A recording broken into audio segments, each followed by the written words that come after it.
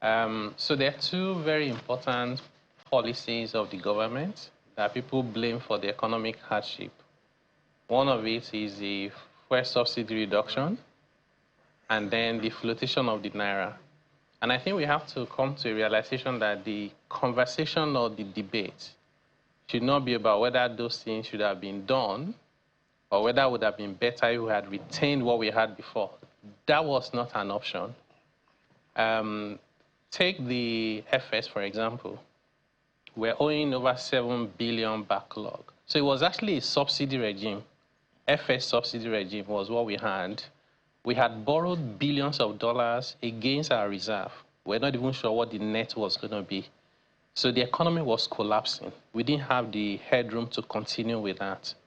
I believe that if we had sustained that regime, we would be in a worse situation today than we are now. The subsidy reduction, if we had sustained it, the government was spending about 96% of their revenue just to service debt, and they were printing money to do everything else. When you keep printing money, the impact will be more devastating than what we have now. So that's also not an option.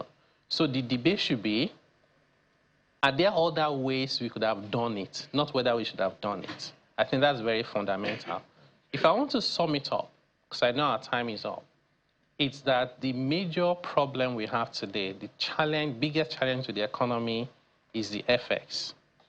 If we can get FX to under 1,000, you have the impact everywhere. Inflation will come down, band A tariff will be maybe like half. You're going to have a lot of things would improve. What the data is showing us is that between June 14 last year, when Naira was floated, and now, we've actually received net inflow of FX. Yet our Naira has lost more value. So what we find is that we have significant illicit demand. You need to find a way to take that illicit demand out of the market so you can have only just legitimate demand. And the diaspora remittances of about 20 billion, we see about 4 to 5 within the official market.